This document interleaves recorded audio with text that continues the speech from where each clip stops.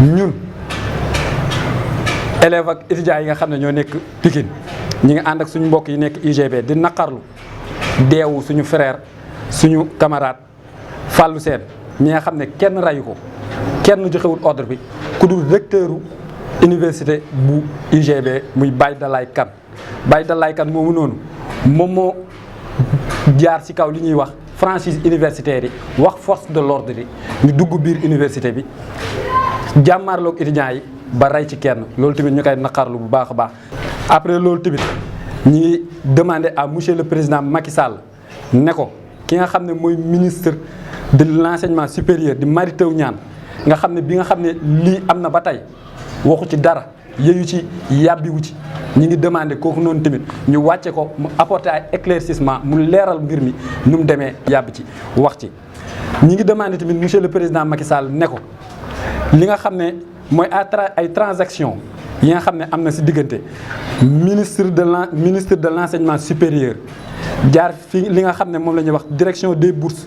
dem ci li nga xam ne mooy ministre des finances bi nga xam ne Amadou Ba moom moo ko jiite. li nga xam ne doxal nañ ko seen diggante ci dernière at yi ñu ñëw teg ko sur table bi ñu wax ko ndaxte mënuñoo comprendre pour ay bourses loo xam ne dafa war a mën a teel a joxe ñuy teg di ko xaar ba nga xam ne étudiants yi dañ ciy wax ñu ciy boom kenn ñuy laaj monsieur le président mu laaj ñooñu noonu li nga xam ne ñi ngi ko doon jokkalante ba muy yéex mu wax ñu nan la demee ak lan moo ci am te ñooñu tamit dañ lañ a war a wàcce laaj leen lan moo ci seen mbir ñu wax ci ñoom tamit lan lañ ci am. nous engageons aussi ñi nga xam ne ki nga xam ne mooy le procureur de la République ne ko li nga xam ne commencé na ko bëgg def lumière ci li nga xam ne am na mu continuer ko bu mu ci dellu ginnaaw dem ba mu jeex ndaxte li ñuy wax ne lu ëpp tuur lii dafa ëpp.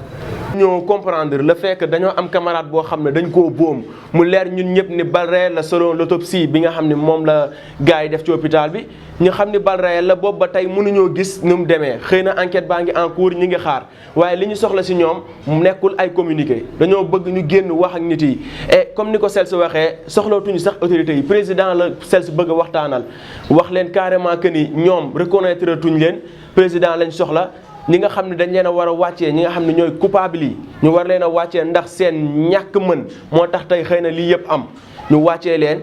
li coordination Saint-Louis nar a décider ndax étudiant wu Saint-Louis wala étudiant wu Sénégal yëpp dañoo décider ranger wu derrière coordination des étudiants de Saint-Louis moom mooy structure bi nga xam ne moo ñu ëmb moo ŋànk ñi képp kuy étudiant foofu. donc lépp lu nga xam ne décider na ko pour ñu def ko ñun ñi nga xam ne nekkuñu campus social bi aussi dinañ ci jéem a xool nuñ ci mën a participer comme marche bi nga xam ne def nañ ko nii incha allah jeudi.